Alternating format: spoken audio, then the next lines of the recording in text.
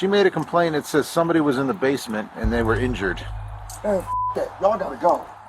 Y'all gotta go. Well, I gotta ask. I mean, because you're making me... No, sir. No, sir. Well, you're making me a little suspicious now. There ain't nobody tied up in the basement. Can we look? No, no. But why would a crackhead say that about you? The crackheads, but probably because they want more crack, bro. Is anybody on that front porch? No. So what's that noise I keep hearing? That you keep turning the music up on every time I hear something? Oh, Jesus. When police respond to a report of a woman imprisoned in a local residence, they encounter a bizarre homeowner who says their very presence is putting him in danger, but there's no sign of a woman. It's not until a second call brings them back that the cops go inside and make a shocking discovery that's beyond anything they could have imagined. The following report is based on official police records. On the afternoon of May 2, 2023, a woman calls 911 in Cleveland, Ohio, to share a disturbing story she just heard from a frightened stranger. I was just calling because I was at this store, right, and this lady had came out of nowhere and was just like all hysterical and scared and stuff or whatever. I don't know where she went to, but she said that this lady was supposed to be tied up in this basement. Now, I'm only calling because I'm not going to be able to sleep tonight knowing that somebody might be tied up, even if it is a lie or whatever. I kind of believe her because the way she was scared, like, no, she didn't say anything else. Officers with the Cleveland Police Department arrive at the address moments later. Police.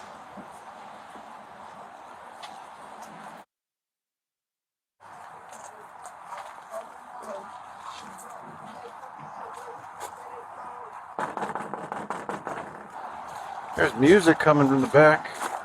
Hello?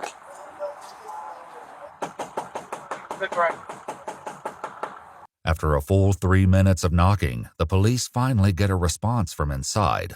Bro, y'all can't be here like this. You can't be here like this, bro. I'm just knocking on your door. I understand that, but you making me hot. What does that mean? I'm about to come out. All right, come on out. All right. How you doing, sir? Y'all can't be out here like this. Just so you know, everything's recorded. Listen, Yes? turn those cameras off, please.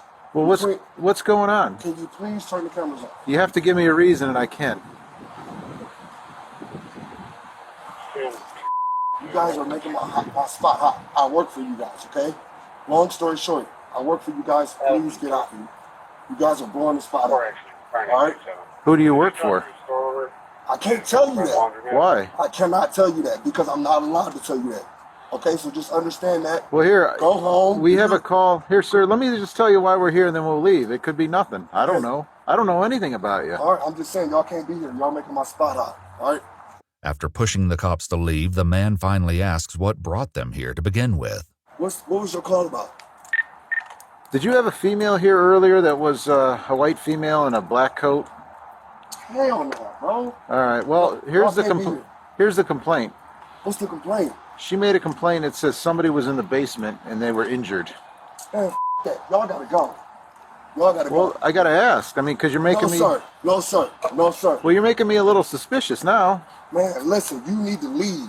Not only do the police stick around, more of them soon arrive. Oh my gosh, there's too many people here. Well, it's no big deal, man. Man, it is a big deal. What? I'm trying to tell you guys up.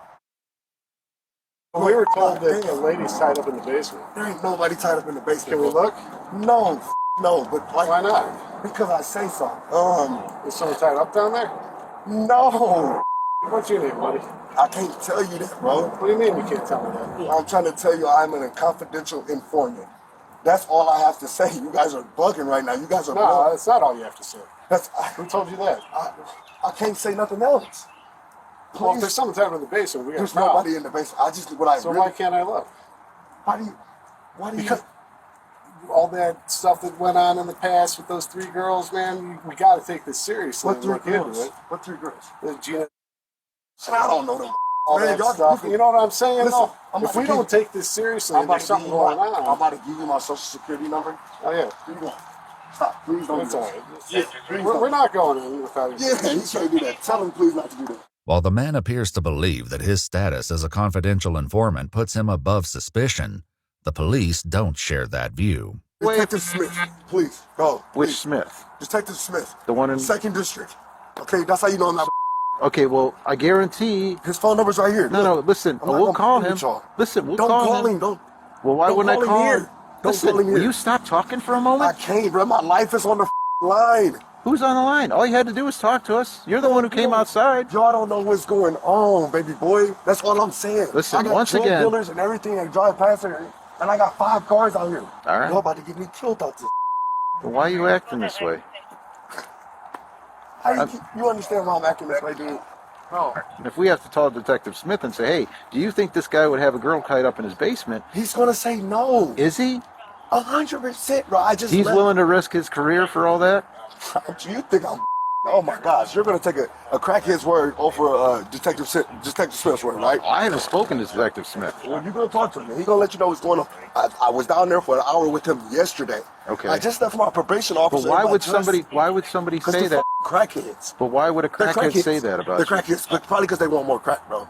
Do you have crack? No, I'm not gonna. Why would I say that? Why would you ask me that on camera? I don't Why know. would you do that to me? I know I don't have no crack. It's my job. Well, why would the crackhead be here then? This man is wow. And the most confidential informants don't come screaming out the back door, I'm a confidential informant, do they?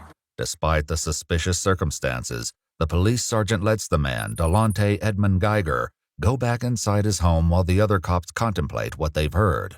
Have you ever, actually dealt with a confidential informant? Yeah. And every time they're up to no good and they're confident, that's what they do. That's how they act? Yeah, that's how they act. So, I don't know what's up. My only fear is there's somebody really in the basement. I actually think he's freaking out like that because he's... Up to no good. Yeah. He's gonna let us in. He's real sketchy. He said meet another guy, but you're coming to him, tell him you're on probation. It's a training thing. And then these guys will wait by the back door in case we scream for help. Like girls. Ah! Right, right.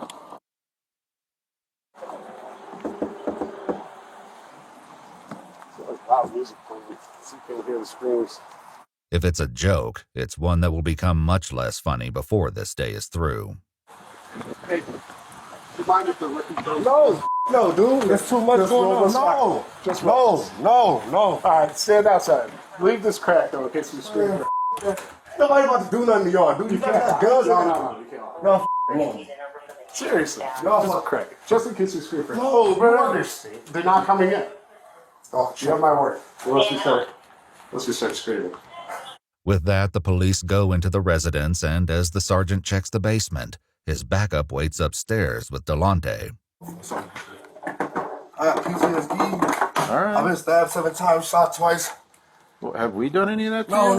no. It's just, I'm trying to change my life and work with the police, and I just don't do that every day. You feel me? Turn that down for a moment. There we go. Actually, turn it off until we leave and then you do what you want. That way I can hear everybody.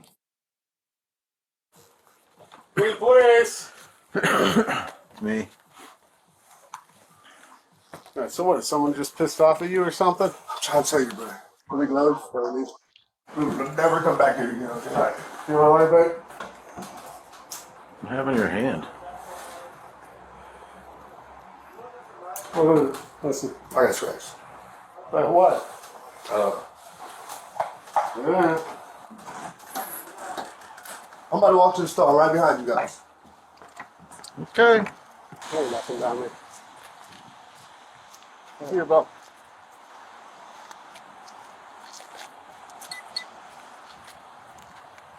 No cost. Okay. You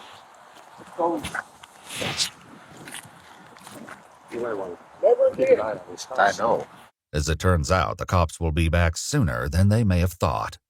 That evening, a woman tips them off that Delonte showed her pictures of a woman being tortured and zip-tied to a chair, warning that he would soon do the same to her. The police go back to the house at midnight, and once again, it's not easy to get someone to the door.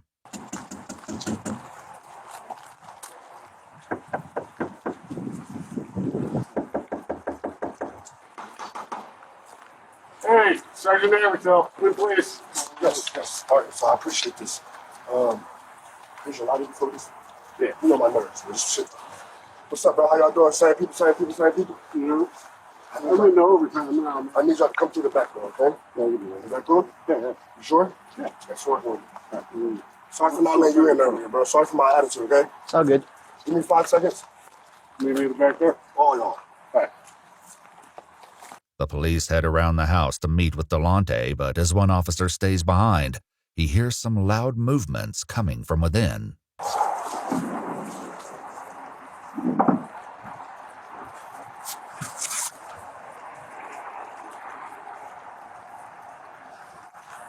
Delonte soon lets the cops in, and they head straight down to the basement to continue the search they cut short this afternoon. So, if you smell bleach or something, my nose doesn't always look good. Let me know. Okay. Now I smell cat pee, so. The basement again seems to be absent of any victims, tied up or otherwise, but this time the cops are determined to search the entire house. James, my doghouse. Oh. I'll be on houses. I got tours all over. Y'all got some tours all over.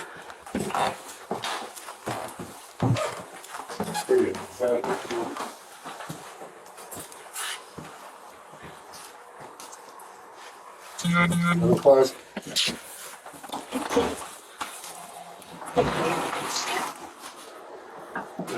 I'm about to close the door on you. It's another door behind this door. Okay. Okay? Yeah, I hang out up here because this is rather fresh. Everywhere's got this section off. There's nobody, you know. There's some blood right here. What's that? There's some blood, like dried blood, I think. There doesn't appear to be anyone else in the house, but suspicions are mounting, not the least because Delonte has decided the search requires an extremely loud soundtrack.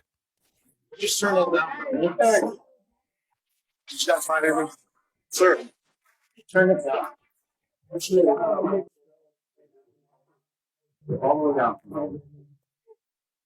Please turn it all the way down. Did you find anything? Sir. Sure. Yeah, it's something on the floor, but Yeah, I know you see something down. I want to turn the music down. can you turn the music down? Still wait, so. Okay. Just put the handcuff on.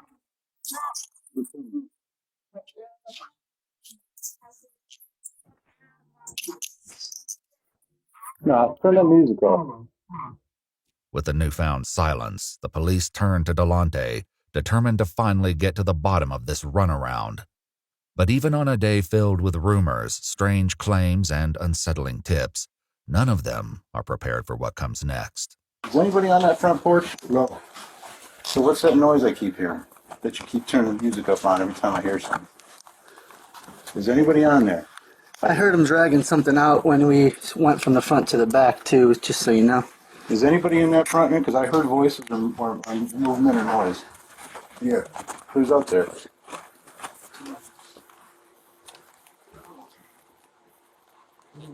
Who's out there? Sweating a lot. What is it? Can you hear it? Oh, please. Who's out there?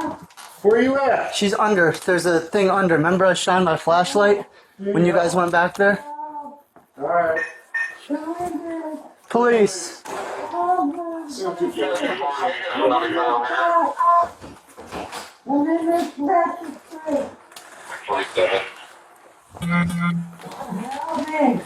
Alright.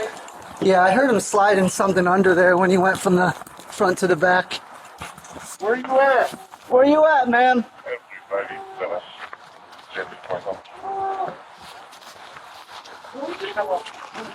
We're looking.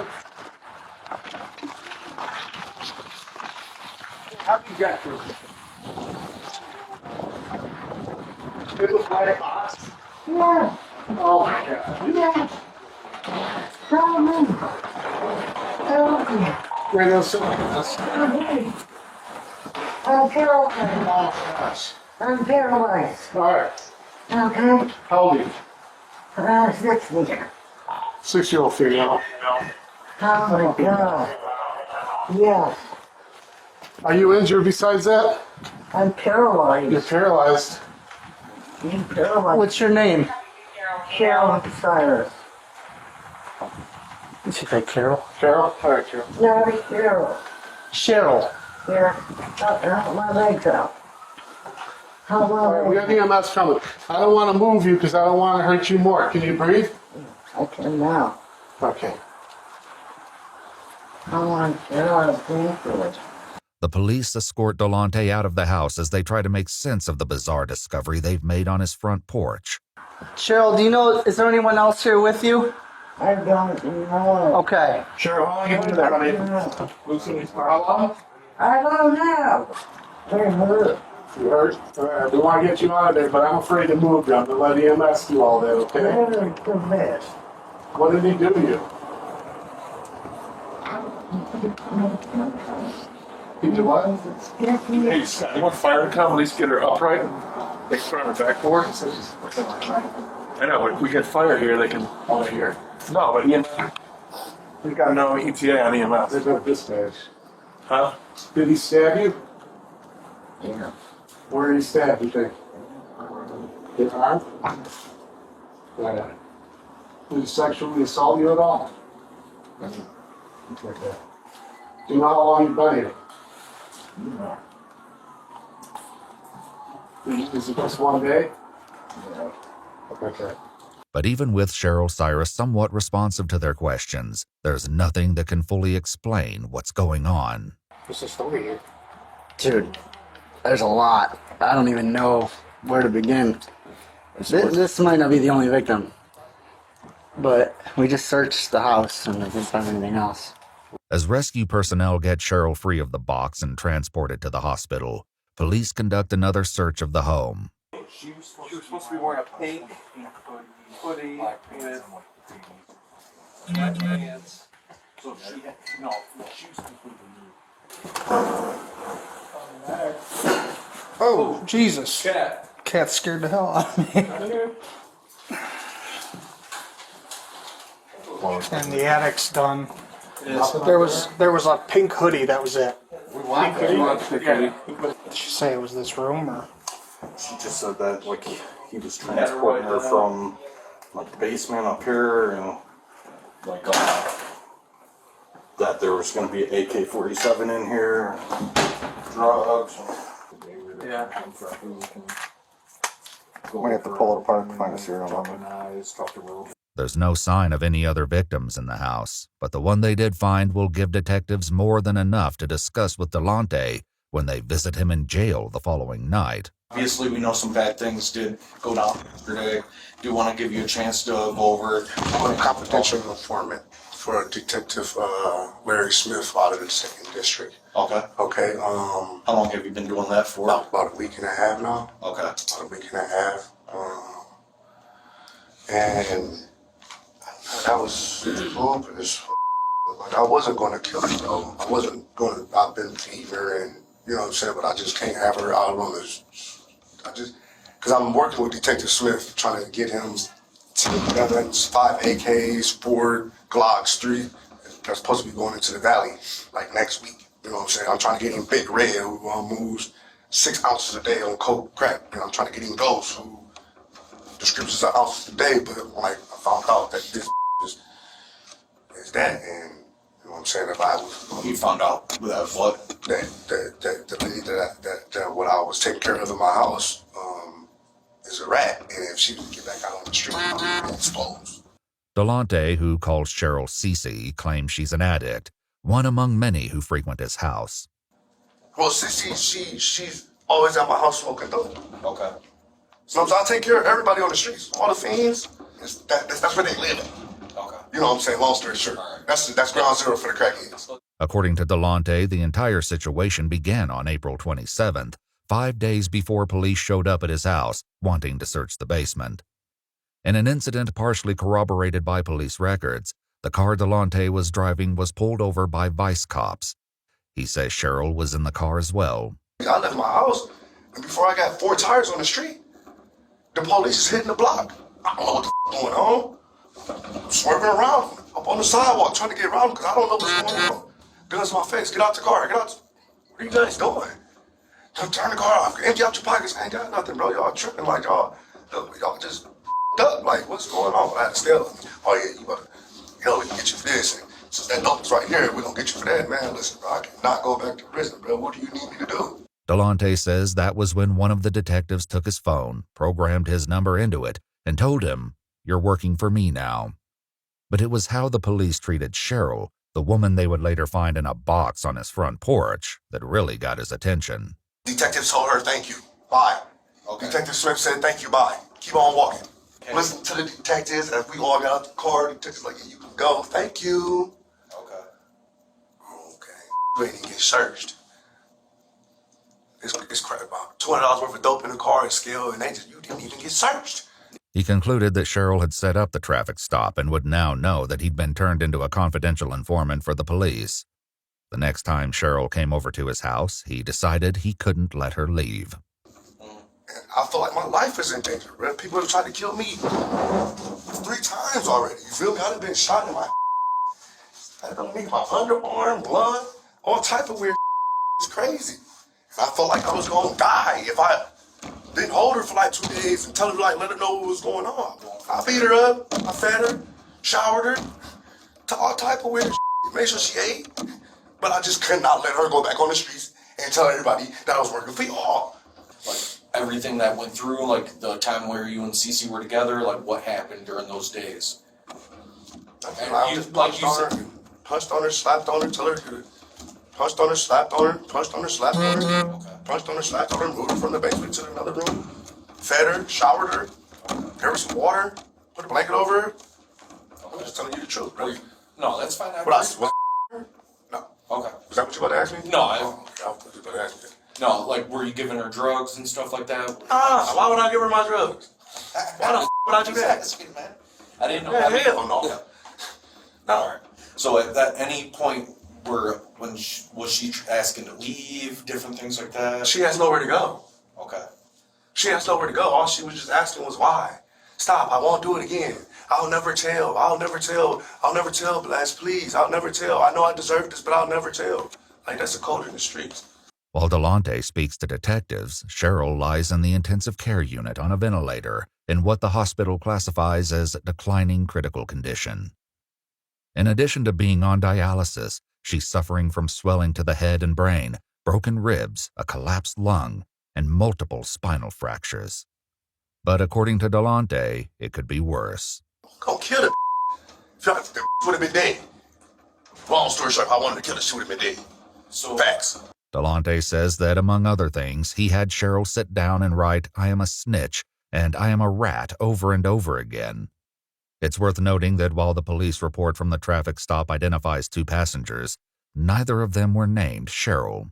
So when cops showed up the first time yesterday with you and stuff like that, they asked to check the basement. Yeah. She wasn't in the basement. She was upstairs laying down in the bed. So way down in the basement. So let me ask you, because there was a moment in time, I wasn't there, so I can't speak on it or anything. So there was a moment to where, like, you were still inside the house for a little bit. Did you have to call anybody to ask if you should let the cops in or anything like that? My detective. So then at that point he told you just to let them in if you want to check the basement. Yeah. He said they're not gonna, he said, a matter like this, they're not going anywhere until you let them in the house and check the basement. If you don't, they're just gonna come back with a search warrant and check it anyways. I said, all right, back. 5 minutes. Tell them to come in 5 minutes. Took me 3 minutes to put her upstairs in the bed. 2 minutes to let them in the house, and 1 minute for them to not do their job and go home. They only just wanted to search one room. They searched that one room. She wasn't there, and they left. Okay. Stupid deal. All right. So. Right? You should search the whole house. Yeah. We found somebody's in the basement. Okay, come on in. Check down in the basement. Nobody's there. See you later, sir. Job. Y'all supposed to open up the tables, open up the refrigerator? That's a horrible job on the law part. Horrible job on the law part. I'll be the first to say it. A missing body. Pretty serious? Yeah. Do you think so? Yeah. All right, well, next time take it serious. After accepting Delonte's feedback on their police work, the detectives move on to the second visit to his home that night. Yeah, so the first time the police came, you said you moved her upstairs, right? And then she was upstairs. Obviously, the second time, the police came. She was in that tote, right? How did that go down in between there? Well, they really wanted to check upstairs. Right, but I'm saying, how did she get in there? I put her in there. Okay. And put her downstairs and put her on the porch. Okay. Anything else? Why'd you have the music going so loud? Just in case if she made noise, they wouldn't hear. When Cheryl improves to the point that she can speak to detectives, she tells them that Delonte, who was her dealer, turned on her and accused her of being a narc. Over a period of days, he beat her, stabbed her, dragged her across the floor, broke a television over her head, and put her in several different containers. She says he also poured water on her to the point she couldn't breathe and fed her addiction so she could endure the pain. Even still, Delonte appears hopeful that this will mostly blow over. Are you not going to try to help me or not? Well, like I said, it'll go from there once you see the judge and like the case starts moving forward. No, but you guys have to talk to the judge though and let her know that I am a confidential informant and that like I am working with the police. Like I understand I'm in trouble, but what I need you guys to do is like help. Well, I'll put in the paperwork to let them know for her. You know what I'm saying? Because I like doing my job. I like my job. And, like, I don't want guns on the streets. I don't want drugs on the streets, and I can't do that if I'm in here. Then Detective Smith will buy me out. Believe it or not. If I get a bond, he'll come buy me out. You know what I'm saying? So I just need a bond. And DT Smith will come buy me out, and I'm going to go right back to work. But that doesn't happen, and Delonte is soon informed that his bond will be set for $750,000. News that he responds to with a middle finger at his hearing. 11 days after his interrogation, he's still in jail when he speaks to his mom on the phone. You think they lower my bond? If they lower my bond to like $200,000, dude, I got enough collateral to buy myself out. I already talked to the bills by the way. He said just bring me my collateral, bring me my dump truck, bring him my trailer, my tools. And I saw where I had to put one of my businesses in, and I'm like, that's what he said. He said they just got to lower your bond. We just got to see tomorrow when you go to court. The worst outcome that comes out of this for you is might be 5 years in asylum. But things turn out a bit differently. At a court hearing 6 months later, Cheryl Cyrus recounted the horrors inflicted upon her and told the judge that she remained 98% paralyzed and dependent on others for her basic needs. Delonte Edmund Geiger pled guilty to 1 count of felonious assault, 1 count of kidnapping, 1 count of possessing a weapon under disability, and 1 count of tampering with evidence. In November 2023, the judge said, "I've never seen an offense like this in my time on the bench," and sentenced Edmund Geiger to 16 to 20 years in prison with an expected release date of April 2039. He's currently incarcerated at the Trumbull Correctional Institution. If you'd like to see select new videos early and help us keep uncovering case files that rarely come to light, you'll find extra footage and unseen details on our Patreon. Channel memberships here on YouTube also include early access to select new videos.